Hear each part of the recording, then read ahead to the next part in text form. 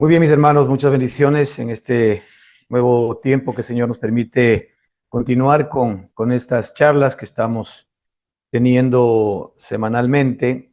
Como siempre, pues pedimos a nuestro Señor que nos dé luz y sabiduría para que podamos traer esta palabra viva que realmente pueda calar en nuestro espíritu y que haga la obra que ha sido enviada a hacer. Sabemos que es una palabra viva, es una semilla que efectivamente es sembrada y da fruto a todos los que estamos interesados en escuchar más de esta palabra preciosa y maravillosa que el Señor nos ha dado. Así que agradecemos al Señor por este tiempo que nos ha regalado y estamos gustosos siempre de poder compartir esta palabra maravillosa. La semana pasada estuvimos enfocándonos en el libro de Hebreos, ¿verdad? Capítulo 13 de Hebreos, y en los versículos 20 y 21, que queremos continuar el día de hoy. Y vamos a volverlo a leer para, pues, hacer un pequeño resumen de lo que hablamos la semana pasada e introducirnos en la siguiente parte hoy. La escritura dice, y el Dios de paz, que resucitó de los muertos a nuestro Señor Jesucristo, el gran pastor de las ovejas, por la sangre del pacto eterno, os haga aptos en toda obra buena para que hagáis su voluntad, haciendo Él en vosotros lo que es agradable delante de Él por Jesucristo, al cual sea la gloria por los siglos de los siglos. Amén. Y en estos versículos, por sobre todo, el centro de estos versículos tiene que ver con el hecho de cómo Dios nos capacita, ¿verdad? Él toma la responsabilidad de capacitarnos a nosotros para que seamos aptos en toda buena obra para que hagamos su voluntad.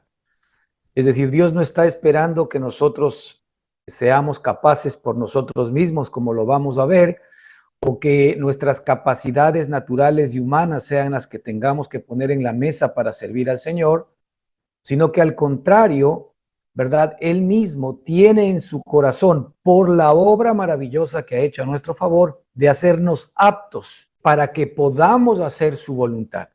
Pero ese hacernos aptos para que podamos hacer su voluntad, ¿verdad? Tiene que ver directamente con el actuar de Él dentro de nosotros para que se pueda alcanzar ese objetivo.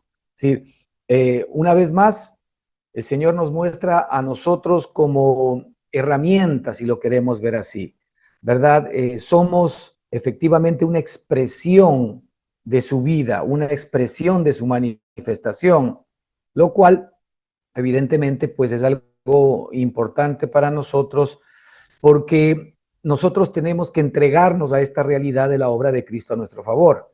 Y esto es lo que queremos de alguna manera continuar viendo ahora. Pero antes de esto habíamos estado hablando, por ejemplo, de esta perspectiva con la que comienza esta escritura, ¿no? Y el Dios de paz, el Dios de paz. Y habíamos hablado, ¿verdad?, en varios versículos sobre cómo efectivamente Dios ha tenido que revelarse como verdaderamente es. Porque en nuestra relación primaria con Dios, es decir, en nuestra relación adámica con Dios, nosotros tuvimos más relación con un Dios de ira, con un Dios de enojo, con un Dios de condenación. Y aún hoy, lamentablemente, todavía los hijos no necesariamente nos relacionamos con Dios entendiendo que ya no hay deuda entre Él y nosotros. La única deuda que nosotros podríamos tener con Dios es el amarlo. Pero ese amarlo inclusive tiene que ver con la misma obra que Él sigue haciendo dentro de cada uno de nosotros, porque el amarlo, ¿verdad?, depende de la naturaleza que el Señor efectivamente ya nos ha dado en Cristo Jesús. La nueva naturaleza se somete, teme a Dios, por decantación ama a Dios. Ahora, esa naturaleza es la que nosotros tenemos que experimentar, porque todavía estamos conviviendo con la naturaleza pecaminosa dentro de cada uno de nosotros, ¿verdad?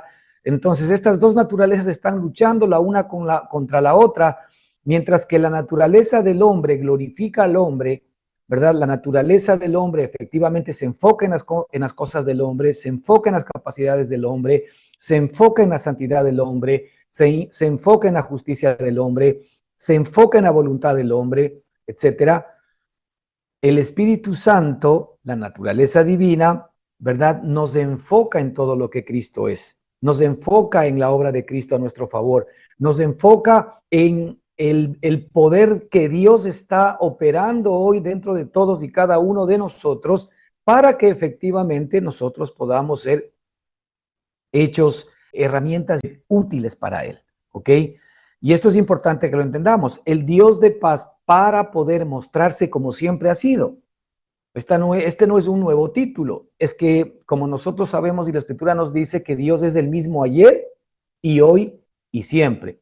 Y como nosotros sabemos, efectivamente, si no existe, ¿verdad?, en medio del hombre y Dios la paga de nuestros pecados, si no existe, ¿verdad?, el que nosotros hayamos cumplido todo lo que Dios nos ha solicitado y ha pedido, es imposible que nos podamos relacionar con Dios. De ahí que el hombre natural era incapaz de poder cumplir todo aquello y Cristo tuvo que tomar la posta por nosotros.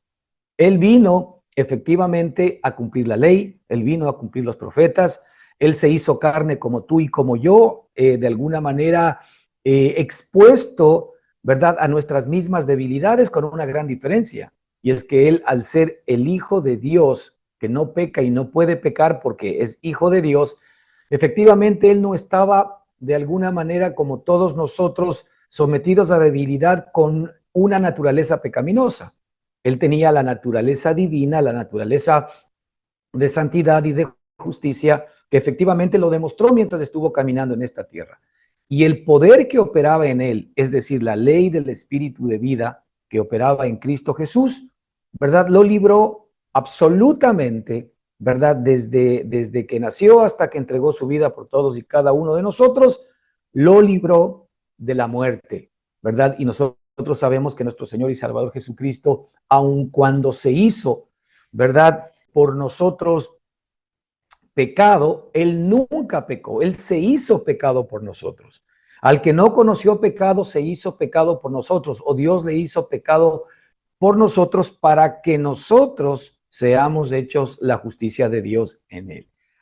Entonces, Dios ahora ha hecho todo lo necesario, ¿verdad? Por medio de la obra de nuestro Señor y Salvador Jesucristo, ¿verdad? Para que efectivamente Él pueda mostrarse como Dios, como nuestro Dios de paz. Él dice la Escritura que es el Dios de paz que resucitó de los muertos a nuestro Señor Jesucristo. La resurrección de Jesucristo es nuestra garantía viva, permanente y continua, eterna delante de Dios, de que efectivamente nosotros hemos sido aceptados por Dios por la obra de Jesucristo. Esto es algo que nosotros tenemos que ponernos, ¿verdad?, a entender cada día más, alimentarnos de esta realidad, porque esta verdad efectivamente tiene connotaciones eternas, profundas, espirituales, que nos van a ayudar muchísimo a nuestro caminar y a nuestra salud espiritual. La resurrección de Jesucristo, ¿verdad?, demuestra, en primer lugar, por supuesto, que Cristo nunca pecó, porque si no, Cristo nunca hubiese podido haber resucitado, sino que la muerte se hubiese enseñoreado de él. No olvidemos que la Escritura mismo dice que toda alma que pecare, esa también morirá. Así que la muerte del Señor Jesucristo no se debió a que su alma había pecado, sino que la muerte de nuestro Señor Jesucristo se debió a la voluntad que el Padre había tenido desde antes de la fundación del mundo para que nuestro Señor Jesucristo venga a este mundo como hombre y como ser humano, cargue sobre sí todos nuestros pecados y nuestras maldades, ya que Él nunca iba a pecar por su condición de Hijo de Dios, y efectivamente su sacrificio, ¿verdad?, y su muerte no sean por sus pecados, sino por nuestros pecados, por nuestras maldades y por nuestras injusticias. De allí que la resurrección de Jesucristo, ¿verdad?, en primer lugar, confirma que Cristo nunca tuvo pecado. Lo segundo, confirma que si Cristo entonces murió por nuestros pecados están pagados, ¿verdad? Nuestros pecados han sido suficientemente pagados, ¿verdad?, por la obra de Jesucristo, de acuerdo con la voluntad del Padre, lo cual implica que el Padre, por la muerte de su amado Hijo, está absolutamente satisfecho por el sacrificio de Cristo, está absolutamente satisfecha su justicia respecto de nuestra maldad y respecto de nuestro pecado. Es decir, Cristo pagó con creces toda nuestra maldad y todo nuestro pecado. Ahora, esto es imputable a todo aquel que cree. No es, ¿verdad?, universalismo en el sentido de que ciertamente Cristo murió por todos los seres humanos, pero hay algo que efectivamente nosotros tenemos que hacer y es creer.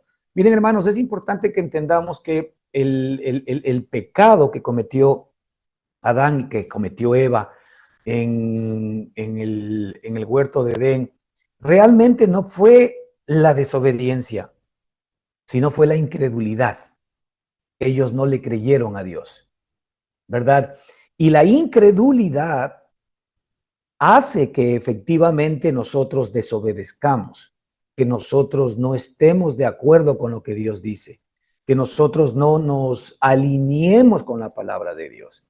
Entonces, mira que el pecado del ser humano, el pecado del hombre, el pecado de Adán fue incredulidad, porque finalmente tenían dos ponencias, tenían efectivamente dos verdades que se les habían puesto en la mesa. La una, ¿verdad? La del Señor, la del Padre, la de Cristo, en donde se les había dicho que ellos podían hacer todo aquello que quisiesen y podían comer de todo árbol que el Señor había creado en el huerto del Edén, ¿verdad? Pero que del único árbol que no podrían comer, que es el árbol del conocimiento del bien y del mal, ¿verdad? Que no lo hagan porque ciertamente morirían, ¿verdad? Y la otra perspectiva fue la de Satanás cuando le dijo a la mujer que no iban a morir, que más bien Dios era un ser mezquino, porque el momento en que ellos coman de ese árbol, dice que sus ojos les serían abiertos y serían como dioses, aun cuando ellos no se daban cuenta que ya la idea central de nuestro Padre era que la vida misma de Cristo, representado por el árbol de la vida, se convierte en la realidad del hombre, es decir, la vida eterna, la vida misma de Dios iba a ser la experiencia del hombre, iba a acompañar al hombre por toda la eternidad. El hombre, como nosotros sabemos, en el corazón del Padre, determinó el crearlo a su imagen, conforme a su semejanza, pero Satanás distorsionó toda esta realidad y le dijo y le sugirió al hombre que Dios era mezquino y que efectivamente él sabía que si es que ellos comían, ¿no es cierto?, del fruto del árbol, inmediatamente sus ojos iban a ser abiertos e iban a ser como dioses. Ahí estuvieron las dos ponencias. Allí estuvieron las dos declaraciones, la declaración de Dios y la declaración del diablo. Entonces el hombre tenía que creer a una de esas dos opciones. Y por esto es que nosotros estamos claros que el pecado del hombre es la incredulidad y la escritura a partir de allí, ¿verdad? Comienza permanente y continuamente, efectivamente, a hurgar en el corazón duro del ser humano, un corazón duro de incredulidad, un corazón malo de incredulidad.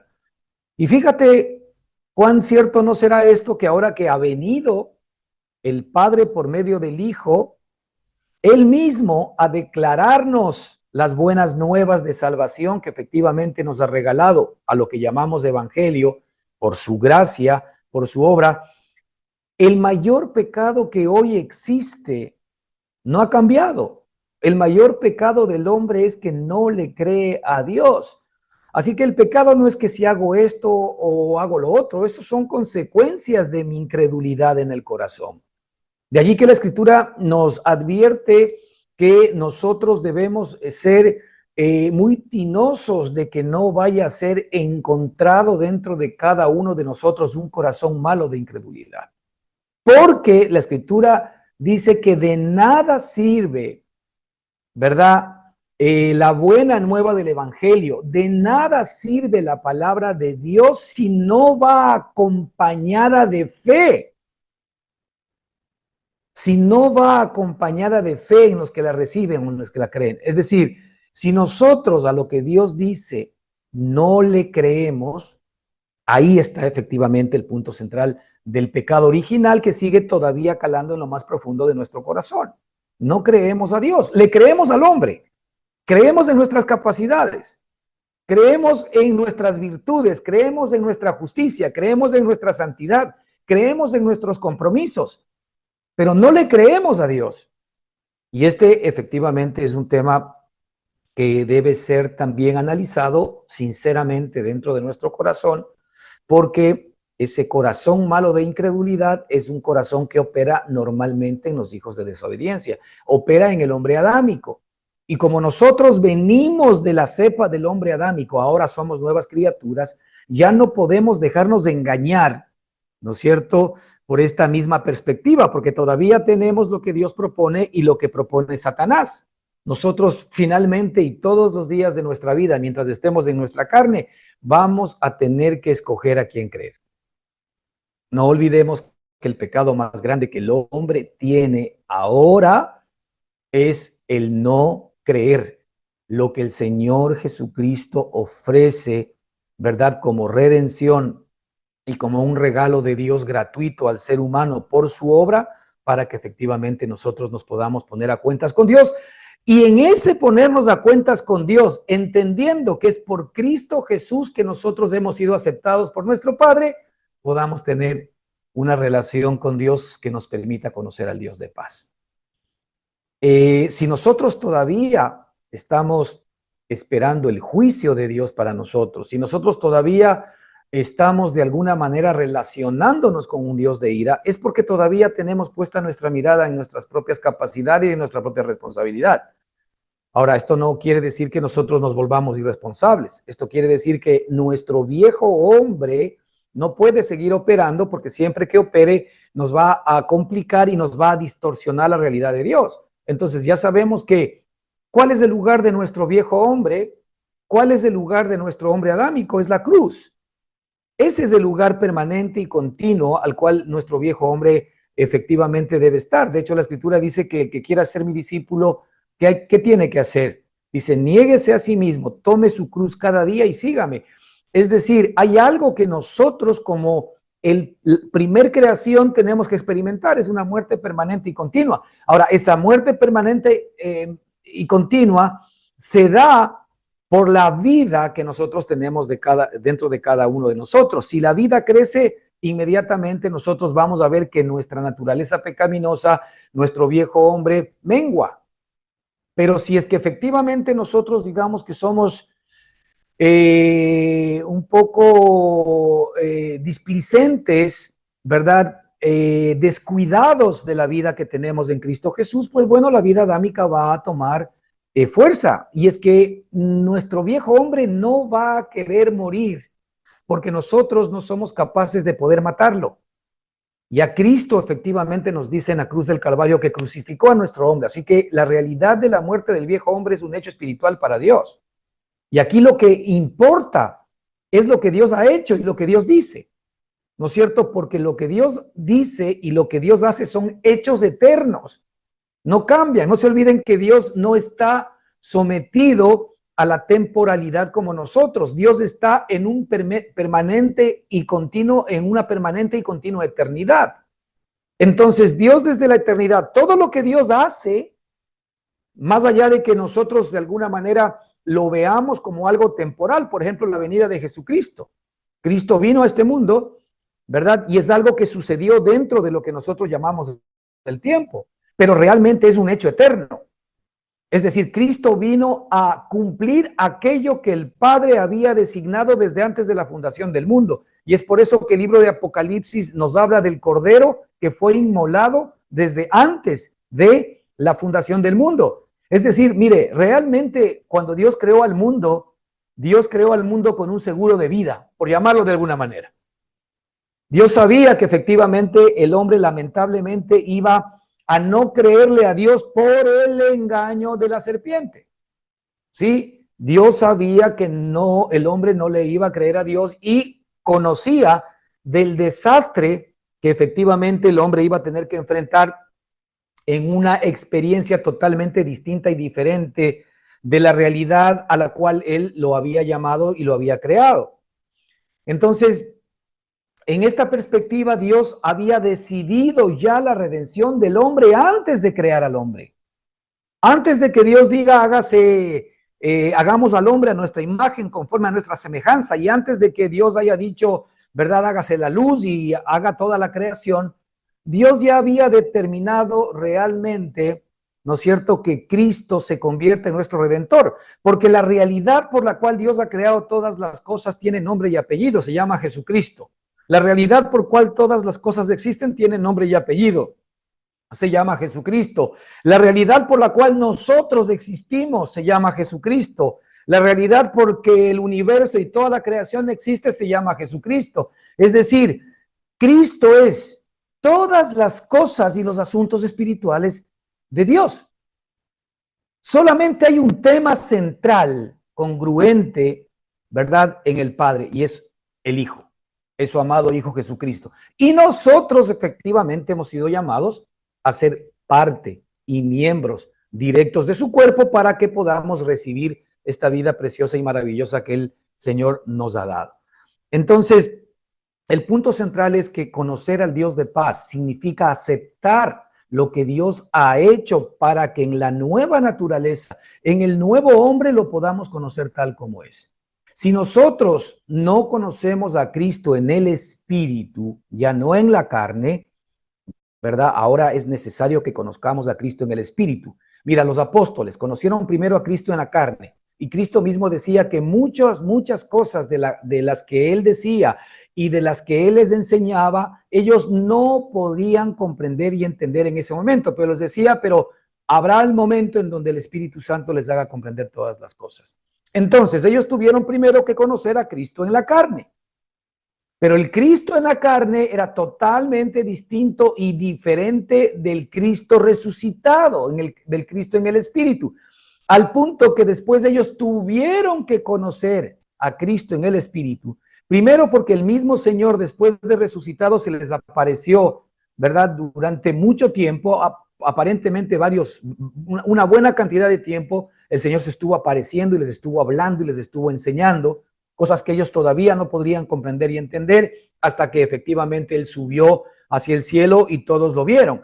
Pero después el Señor Jesucristo tuvo que revelarse a Pablo, ¿verdad? Como todos nosotros ya sabemos la historia de Pablo, que era un perseguidor de la iglesia. Sin embargo, a él fue justamente que el Padre lo había escogido desde antes de la fundación del mundo. ¿Pero para qué? Para enseñarle a Pablo, ya no al Cristo en la carne que efectivamente habían conocido los primeros discípulos, ¿verdad? Los apóstoles, sino para que Pablo conozca 100 y eminentemente al 100% al Cristo resucitado, al Cristo en el Espíritu, que es el Cristo que tú y yo ahora conocemos y tenemos. Y es por esto que, claro, Pablo vivió no solamente el ser enseñado por Cristo, el ser enseñado por Dios mismo, ¿verdad?, sino que también él fue llevado a vivir experiencias que él mismo dice, ¿verdad?, que son experiencias que no le son dadas a entender ni comprender al hombre natural, en donde él fue al tercer cielo y allí dice que él vio a un hombre, ¿verdad?, que es el hombre nuevo, ¿verdad?, que es la nueva creación que nosotros tenemos dentro de cada uno de nosotros. Esa nueva creación, ese nuevo hombre que es hecho a imagen y semejanza de Cristo mismo, es el hombre que tú y yo ahora tenemos que conocer. Pero en ese hombre es que conocemos el Dios de paz. Solamente en ese hombre espiritual es que nosotros podemos conocer al Dios de paz.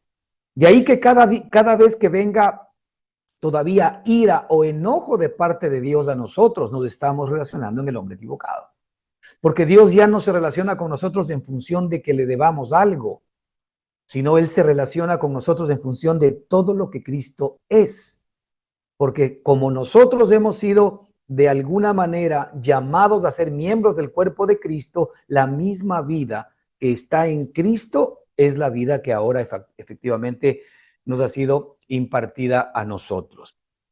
Así que la resurrección de Cristo para nosotros, ¿verdad?, es un hecho maravilloso, porque Cristo presente hoy delante del Señor y en nuestro espíritu es el mismo Cristo que el Padre resucitó de los muertos y en el cual nosotros podemos conocer toda la paz que Dios ha sido por siempre, y tanto, ¿verdad?, que así ha sido, que Él tuvo que efectivamente invertir la vida de su propio Hijo en nosotros para otra vez volvernos a este estado de paz, a este estado, ¿verdad?, en donde efectivamente nosotros hemos sido reconciliados con Dios.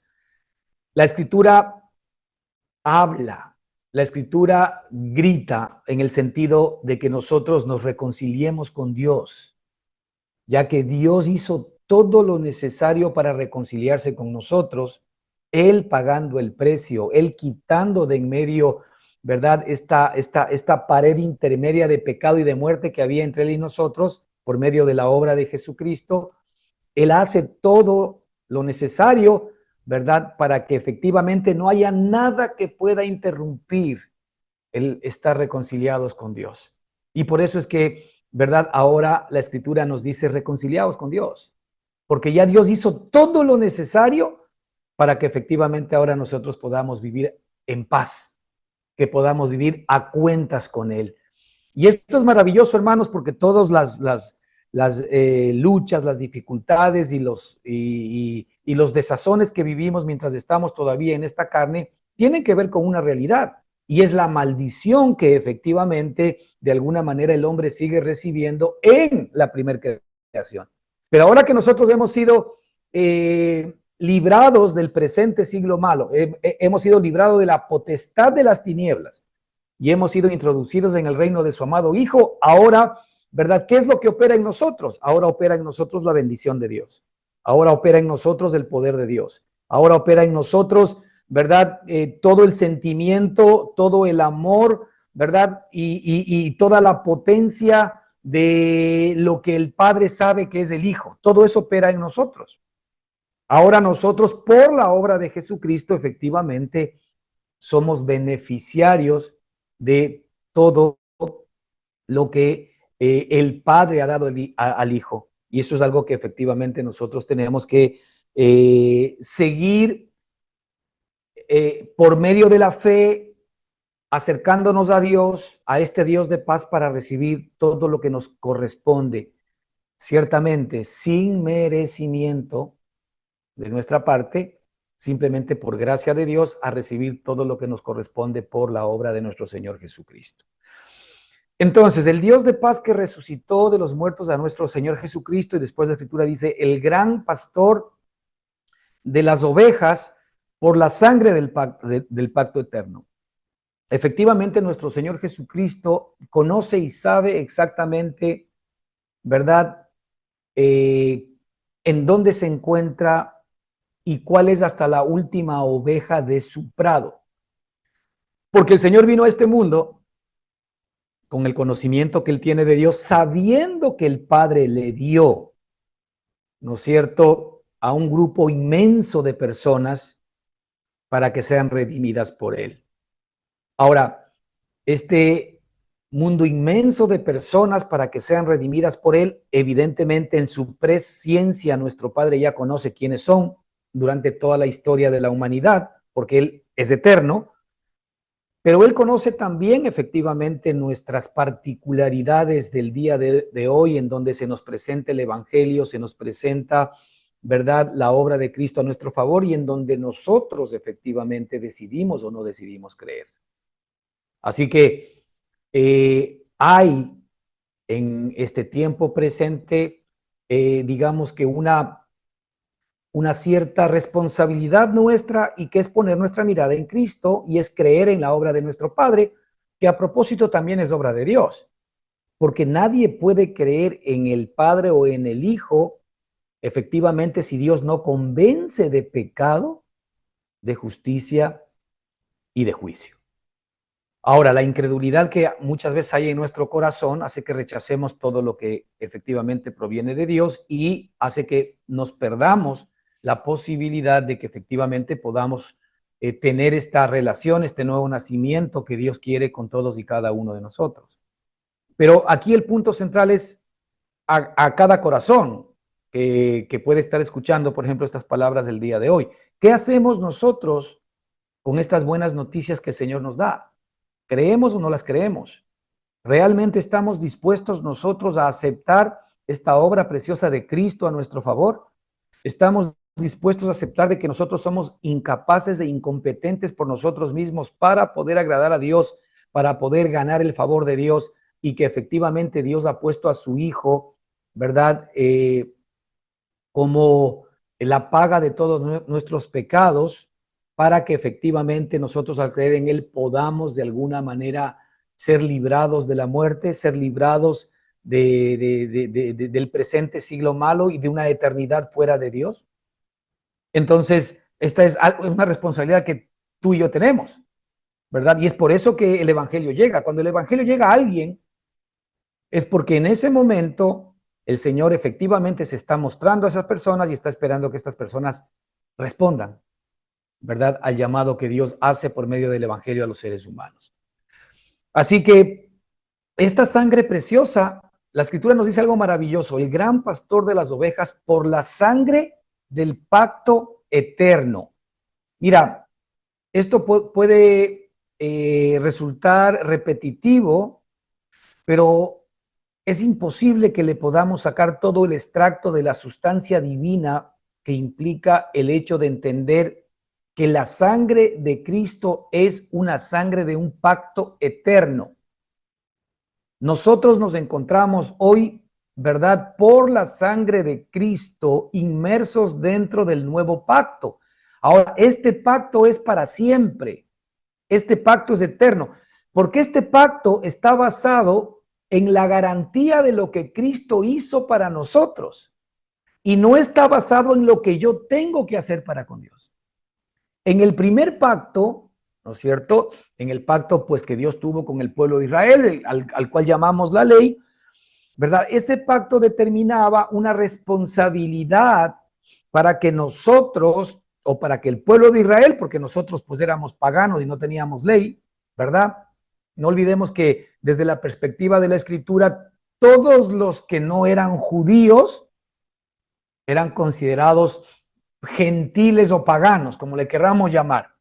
Todos los que no eran judíos eran considerados paganos, eran considerados gentiles. Entonces, ellos efectivamente tenían que obedecer la ley. Ahí el viejo pacto rezaba a que efectivamente el Señor daba los mandamientos y el hombre tenía que obedecer la ley. Y la obediencia de la ley iba a traer bendición de Dios, pero la desobediencia de la ley iba a traer maldición. Y como todos nosotros sabemos que es imposible que el hombre pueda cumplir la ley, y de hecho el Señor dio la ley no para que el hombre la cumpla, sino para que a través de la ley el hombre se dé cuenta que es un vil pecador, porque el propósito de la ley es mostrarnos a nosotros que somos pecadores y llevarnos a Cristo, a los pies de Cristo por medio de la gracia, cuando ya nosotros nos vemos desahuciados. Entonces, la gente tenía que cumplir la ley. Pero bajo el nuevo pacto, este nuevo pacto está basado en la sangre que Cristo derramó en la cruz del Calvario.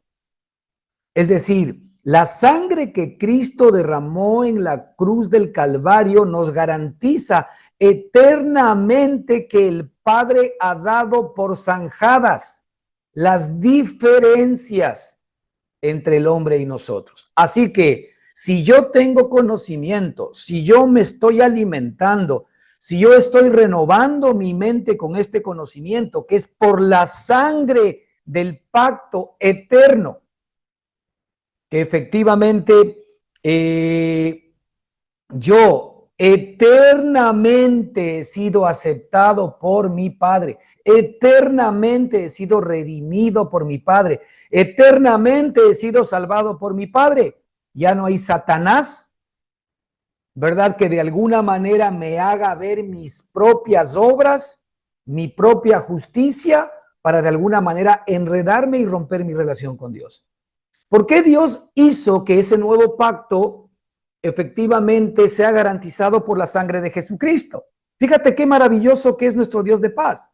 Es decir, el Padre y el Hijo pactan que sea el Hijo el que obedezca, que sea el Hijo el fiel, que sea el Hijo el justo, que sea el Hijo el santo, Que sea el Hijo el que tenga que venir a este mundo para pagar por todas nuestras maldades, por todos nuestros pecados, por nuestras transgresiones y por nuestras injusticias.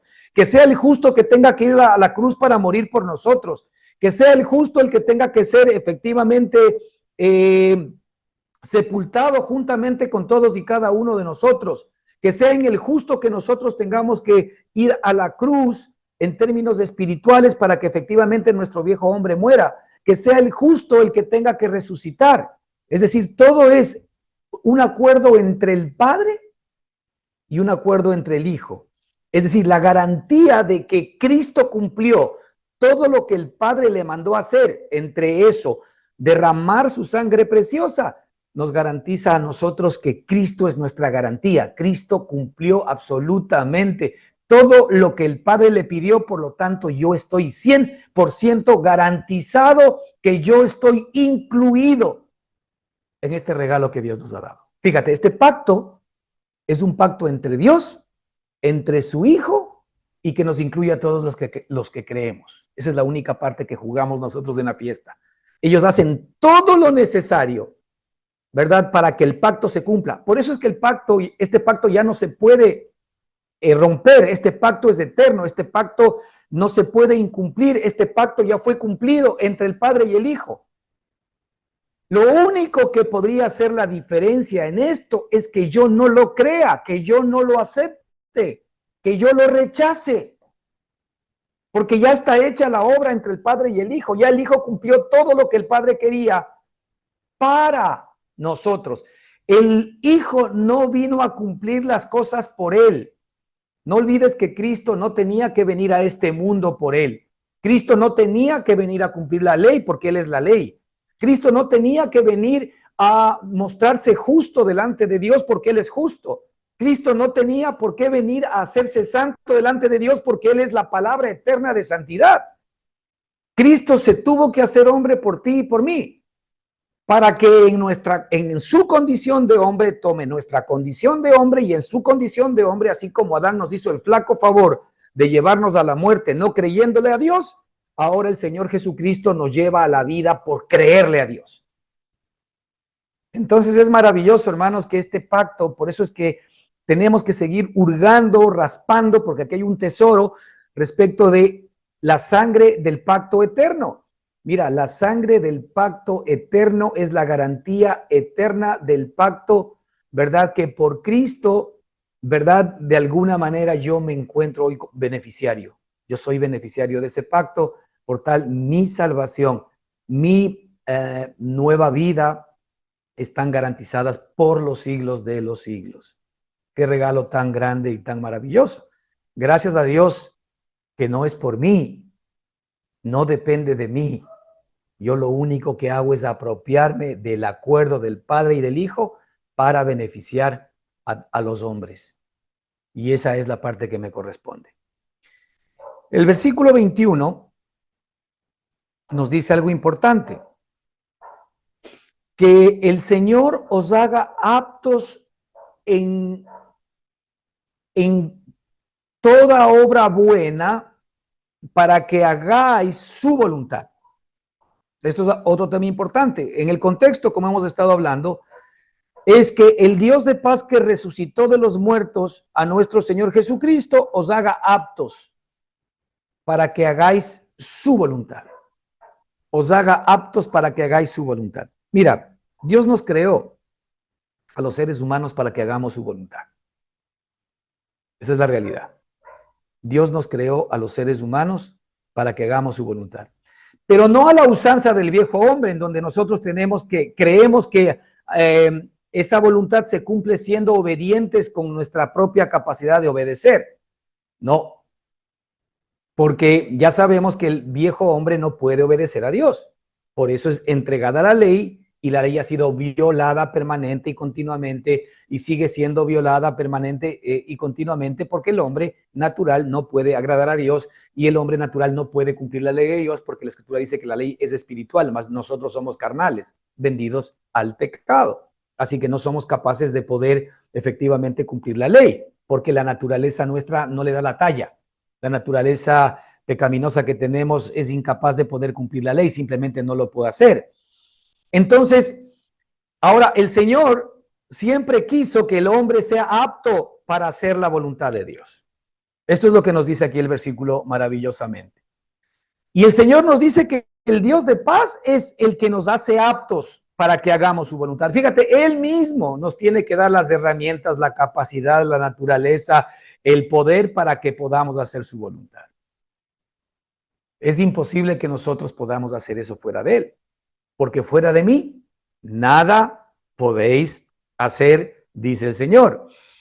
Entonces, Dios siempre ha querido que el ser humano, hermanos, haga su voluntad, pero no a la usanza del viejo hombre ni bajo la ley, porque no se puede, sino que para que el hombre haga su voluntad, Dios tenía que darle la herramienta espiritual necesaria para que lo pueda hacer. Y esa herramienta espiritual es el nuevo nacimiento, la nueva vida que tú y yo tenemos. Es decir, la nueva vida que tú y yo tenemos está diseñada por Dios para que esa vida pueda hacer la voluntad de Dios. Así como la vida humana, la vida adámica, no fue diseñada para eso, sino que se deterioró. La vida natural no puede hacer la voluntad de Dios. La vida divina, la vida espiritual, ¿verdad? La naturaleza nueva que tenemos, en cambio, tiene todos los ingredientes para poder hacer la voluntad de Dios. Ahora, ¿cuál es el trabajo de Dios en este tiempo, ya que hemos nacido de nuevo? Si alguien no ha nacido de nuevo, pues es imposible que pueda hacer esto o lo pueda entender. Lo primero que tiene que hacer es reconocer que efectivamente por sus propios pecados y por su propia maldad está desterrado de la gloria de Dios, ha sido destituido de la gloria de Dios, y que la única manera como efectivamente hoy nosotros podemos ponernos a cuentas con Dios es confesando nuestra maldad, confesando nuestro pecado, confesando nuestra incapacidad para poderle servir a Dios en nuestras propias fuerzas, confesando nuestra infidelidad, confesándole a Dios que somos ineptos, incapaces de poderle agradar en nosotros mismos. Eso honra a Dios porque está de acuerdo a lo que Dios dice que nosotros somos. El Señor dice que no hay bueno ni aun uno, que todos a una se han desviado, que no hay quien busque a Dios, que no hay quien haga lo bueno. Eso nos muestra la Escritura, y eso es tocante a todo hombre que ha nacido de la carne, en todos los siglos y por siempre. Entonces, mientras más rápido admitamos nosotros que en nuestra carne, ¿verdad? Más bien nosotros efectivamente solo podemos conocer la ira de Dios, y no porque Dios sea un Dios de ira, sino porque efectivamente el temor, el miedo al castigo está arraigado en nuestro corazón, sabiendo que somos pecadores y que efectivamente nosotros no sabemos a dónde vamos a ir. Mira, una de las razones porque la gente no quiere morir es porque no sabe a dónde va. La gente no quiere morir porque efectivamente tienen miedo al castigo, miedo a la condenación, en función de que en nuestro propio corazón y en nuestra propia alma adámica, por supuesto que hay deudas grandes con Dios y deudas impagables con Dios. Entonces, esto es lo que el ser humano normal, común y corriente tiene que confesar delante de Dios, su incapacidad, ¿verdad?, para poder agradar a Dios. Pero por el otro lado, nosotros ahora confesamos la obra que Cristo hizo a nuestro favor. Confesamos, ¿verdad?, esa sangre preciosa que derramó, esa sangre eterna que nos capacita para que seamos eternamente nuevas personas y nuevas criaturas. Y el nuevo nacimiento que viene a consecuencia de entregarle nuestro corazón al Señor, ¿verdad? Este es el nacimiento espiritual, el nuevo hombre. Ese trae todo lo necesario para que efectivamente pueda ser capaz de agradar a Dios, pero ya no por lo que hace, sino por lo que es. Ya no por lo que hace, sino por lo que es decir, lo que el nuevo hombre es, en la medida en que se vaya expresando en nosotros, en consecuencia hace lo que el hombre es. Así que Dios ama a ese nuevo hombre no por lo que hace, sino por lo que es. Y lo que es definitivamente termina agradando al Señor en todo, porque este hombre simplemente es una máquina de hacer buenas obras agradables a Dios. Ya no es una máquina de pecado, ¿verdad? Que desagrada a Dios. Ahora es una máquina, por así decirlo, ¿no? Es una máquina, ¿verdad? De bendición, es una máquina de grato olor de Cristo que hace buenas obras. Entonces aquí el Señor nos dice que Él nos haga aptos en toda buena obra. Y sí es importante que recordemos algunos versículos respecto de cómo efectivamente es la obra que Dios hace en nosotros la que nos califica. La obra que Dios hace en nosotros la que nos hace aptos. Mira lo que dice 2 Corintios 3, 5, 6. Hablando los apóstoles respecto de sus competencias, de sus capacidades, de sus habilidades ahora en Cristo, ¿no? Ya no las naturales. Dice, no que seamos, no que seamos competentes por nosotros mismos. Fíjate que los apóstoles tenían clarita la figura de que la competencia que ellos tenían en términos espirituales, ¿verdad? No tenía absolutamente nada que ver con sus capacidades o con sus virtudes humanas, con sus capacidades o sus virtudes naturales. No que seamos competentes por nosotros mismos como para pensar algo de nosotros mismos. Otra manera de decirlo es que no es que haya en nosotros algo, ¿verdad? Algún don, alguna capacidad especial en nuestro hombre natural, ¿verdad? Que nos haga enorgullecer, que de alguna manera sea el que esté haciendo el trabajo a favor del Señor. No, dice, no que seamos competentes por nosotros mismos para pensar algo como de nosotros mismos. Esto es algo que tú y yo tenemos que entender permanente y continuamente. Dios no está interesado en nuestras competencias humanas. Dios no está interesado en nuestras capacidades humanas. Al contrario, nuestras competencias humanas y nuestras capacidades humanas, ¿verdad? Son un estorbo para que el Espíritu haga la obra a través de nosotros. Cuando nosotros somos competentes por nosotros mismos, es decir, estamos viendo en nuestra vieja humanidad cosas que aparentemente podrían ser estimables para Dios, pueden ser estimables para las personas. Yo puedo tener una linda voz para cantar en términos naturales.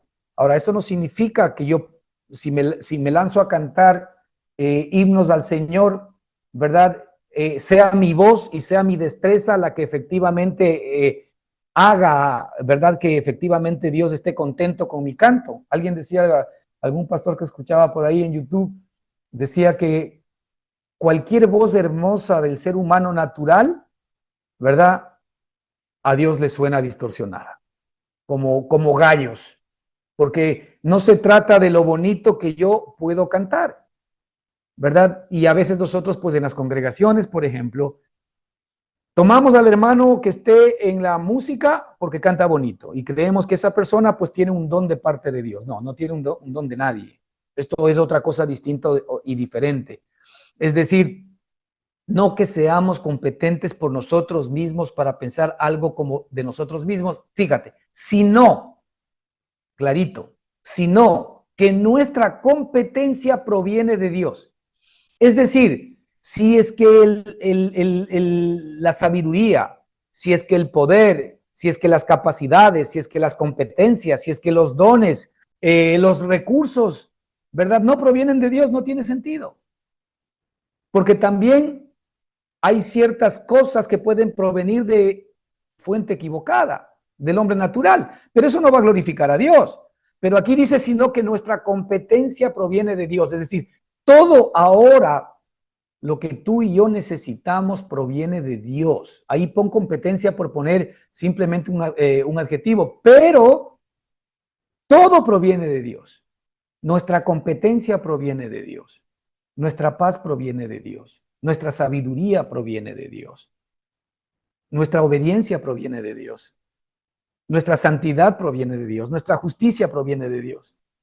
Nuestra economía proviene de Dios. Todo tiene que provenir de Dios. Dice, sino que nuestra competencia proviene de Dios, el cual Asimismo nos hizo. Él nos hace ministros competentes de un nuevo pacto. Esto en el caso de los apóstoles. Pero esto en primera persona, Él es el que nos hace a nosotros competentes para cualquier cosa. En este sentido, ¿no es cierto? Es que estamos viendo el versículo 21 de Hebreos 13, en donde la Escritura dice, Él os haga aptos. Él os haga aptos en toda obra buena para que hagáis su voluntad. ¿Quién nos hace aptos para hacer su voluntad? Él. La aptitud proviene de Dios. Él nos hace aptos para hacer su voluntad. No es mi decisión. No es el que yo determino hacer la voluntad de Dios y la hago. No, es la naturaleza nueva y divina que el Señor ha puesto dentro de mí, operando o siendo operada por Dios mismo para que efectivamente yo haga la voluntad. Y para aclarar este concepto que es muy interesante, pero antes de eso, algo más sobre este tema de la competencia. En 1 Corintios 15:10, el apóstol Pablo decía algo maravilloso. Pero por la gracia de Dios soy lo que soy. Por la gracia de Dios soy lo que soy. Es decir, sabiendo el apóstol que por supuesto había recibido tanta revelación de parte de Dios y que era un hombre que dentro de la iglesia ya muy conocido y respetado por la revelación. El propio Pedro habla de las revelaciones que efectivamente tiene el hermano Pablo, difíciles algunas de entender, dice él. El mismo Pedro decía eso. ¿Ok? Y el apóstol Pablo aquí dice, pero por la gracia de Dios soy lo que soy. Nosotros por la gracia de Dios somos lo que somos. ¿Qué somos nosotros ahora? Hijos de Dios. Por la gracia de Dios somos lo que somos. Por la gracia de Dios somos aceptados por Dios. Por la gracia de Dios somos justos delante de Dios. Por la gracia de Dios somos amados de Dios. Por la gracia de Dios somos las ovejas de su prado. Por la gracia de Dios, fíjate, este es del Dios de paz. Por la gracia de Dios somos lo que somos. ¿Ok? Entonces, claro, se tiene que manifestar entonces ese nuevo ser, esa nueva persona, ese nuevo hombre, esa nueva creación, esa nueva criatura, ¿no es cierto? Dentro de cada uno de nosotros, ¿qué es lo que Dios ha determinado que seamos? Y el Señor nos ha dicho, ¿qué es lo que somos nosotros? Nosotros somos imagen y semejanza de Jesucristo, al punto que la Escritura se da el lujo de revelarnos a nosotros y decirnos que el propósito central de Dios es que todos crezcamos a la estatura de la plenitud de Cristo. Eso quiere decir que como la semilla de Cristo, como la vida de Cristo está en nosotros, esa vida tiene que crecer, tiene que dar sus frutos y esa vida efectivamente para nosotros va a ser una vida en la que vamos a ver a Cristo creciendo permanente y continuamente en este tiempo. Este es el trabajo de Dios ahora para ti y para mí. Que esa vida siga creciendo, que esa vida nos siga dando sabiduría, que esa vida nos siga dando entendimiento, que esa vida nos permita de alguna manera entrar en un proceso de transformación de nuestras almas para que cada día conozcamos más y nos acerquemos más a nuestro Dios como realmente es Él. Así que por la gracia de Dios soy lo que soy y su gracia, dice la Escritura, no ha sido en vano para conmigo. Antes he trabajado más que todos ellos, pero ojo, no yo, no el viejo hombre, no mi naturaleza vieja, no mis propias capacidades, pero no yo, sino ¿quién? Sino la gracia de Dios conmigo. La gracia de Dios es Cristo morando en nosotros. La gracia de Dios es la vida de Cristo haciendo en nosotros las cosas que Dios quiere y nosotros siendo una herramienta, es decir, nuestro espíritu, nuestra alma y nuestro cuerpo son como un vehículo en donde el Señor se encuentra manejando, administrando y determinando efectivamente cómo Él se muestra a nosotros y al mundo a través de nosotros. Así es como nosotros tenemos que ir conociendo a nuestro Padre dentro de cada uno de nosotros. Fíjate, Efesios 3:7 también en el mismo sentido. El apóstol dice, del cual yo fui hecho ministro, está hablando efectivamente del Evangelio, del cual yo fui hecho ministro por el don de la gracia de Dios que me ha sido dada según la operación de su poder. La operación de su poder, la gracia de Dios que nos ha sido dada, es el que hace que nosotros nos convirtamos en instrumentos competentes para Dios. Pedro decía lo siguiente en 1 de Pedro 4, 10, 11. Cada uno, ¿verdad? Según el don que ha recibido, este don es un don de parte de Dios en la nueva criatura. Cada uno según el don que ha recibido, ministrelo a otros como buenos administradores de la multiforme gracia de Dios. Si alguno habla, hable conforme a las palabras de Dios. Si alguno ministra, ministre conforme al poder de Dios. Fíjate, todo lo que nosotros ahora podemos hacer es dar lo que Dios nos da, ya sea que hablemos, ya sea que ministremos, ya sea que hagamos. Este es efectivamente el nuevo hombre comenzando a trabajar en nosotros y mostrando evidencia de que hay alguien, una nueva vida en nosotros que se está comenzando a manifestar. ¿Sí? Dice, para que en todo sea Dios glorificado por Jesucristo. Eso es lo que Dios quiere ahora. La única manera como Dios puede ser glorificado es por Jesucristo. De ahí que el Señor ha instalado a Cristo en nuestros corazones para que el Cristo que está en nuestros corazones lo glorifique. De ahí que el Espíritu, ¿a quién nos enseña? El Espíritu, ¿a quién nos muestra? El Espíritu siempre nos muestra a Cristo. Hermanos, cuando escuchen una predicación, cuando vayan a la Escritura, ustedes tienen que ir más por Cristo. Es decir, cuando se habla de Cristo, y fíjate lo que dice aquí la Escritura, dice que Dios es glorificado solamente por Jesucristo. Cuando estamos hablando de Cristo, cuando nosotros vemos que Cristo es nuestra vida, cuando nosotros vemos que Cristo es el propósito de Dios y Cristo es nuestro punto de encuentro entre Dios y nosotros, entonces Cristo se va convirtiendo en nuestro todo y en la razón de la por qué hablamos, porque o sea, ya no estamos nosotros en el cristianismo hablando de cómo resolver nuestros problemas, sino estamos hablando de cómo hacer nuestra la vida de Cristo en nosotros, que es la que actúa en nosotros y que resuelve todas las cosas que necesitamos. Así que para que en todo sea Dios glorificado por Jesucristo, a quien pertenecen la gloria y la honra. Filipenses 2:13 dice, porque Dios es el que en vosotros produce. Escucha bien esto, Filipenses 2:13, porque Dios es el que en vosotros produce. Este es otro tema importante. Dios es el que produce en nosotros.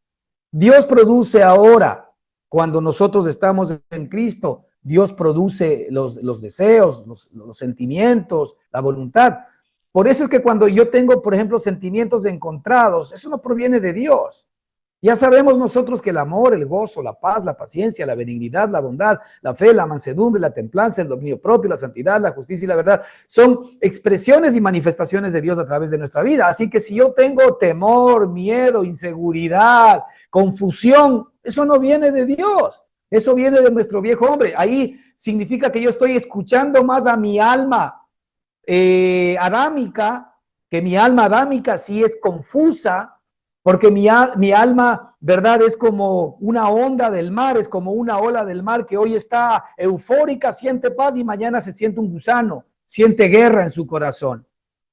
Pero claro, yo, como ya el Señor me ha dado los indicadores de lo que el Espíritu es, amor, gozo, paz, paciencia, benignidad, bondad, fe, mansedumbre, dominio propio y lo que sabemos, esos indicadores cuando efectivamente están en mí, sé que son del Señor. Y el Señor nos ha dado la palabra de Dios, estos indicadores a través de su palabra para que su palabra sea absoluta. Es decir, no es lo que yo siento lo que vale, es lo que Dios dice lo que vale. Si yo siento frustración en mi corazón, es evidente que ese no es un fruto del Espíritu. ¿Pero por qué? Porque la Escritura lo dice. Entonces yo creo la palabra. Yo creo a lo que el Señor dice. Y cuando yo creo a lo que el Señor dice y yo me aferro a lo que el Señor dice, se imparte lo que Él dice dentro de mi corazón. Porque Dios es el que en vosotros produce. Así el querer como el hacer por su buena voluntad. Fíjate, el Señor produce por su buena voluntad. Así el querer como el hacer. Esta es la nueva naturaleza trabajando en nosotros. ¿Quién es el que hace que sintamos? ¿Quién es el que produce en nosotros deseos? ¿Quién es el que produce en nosotros hechos? ¿Quién es el que produce en nosotros emprendimientos? Dios es el que produce en vosotros, así el querer como el hacer por su buena voluntad. Entonces, esta es una prueba clarísima de la operación, ¿verdad?, de esa nueva naturaleza dentro de cada uno de nosotros.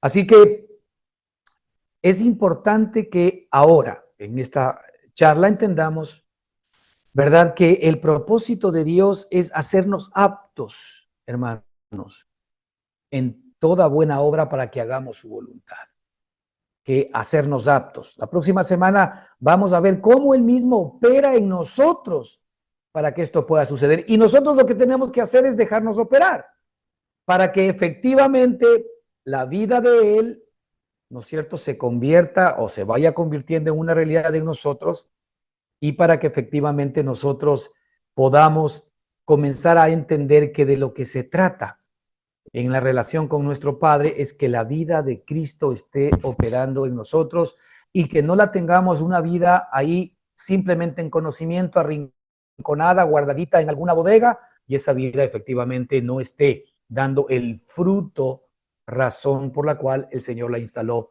dentro de nuestro espíritu. Continuamos, Dios mediante, la próxima semana. Que el Señor les bendiga.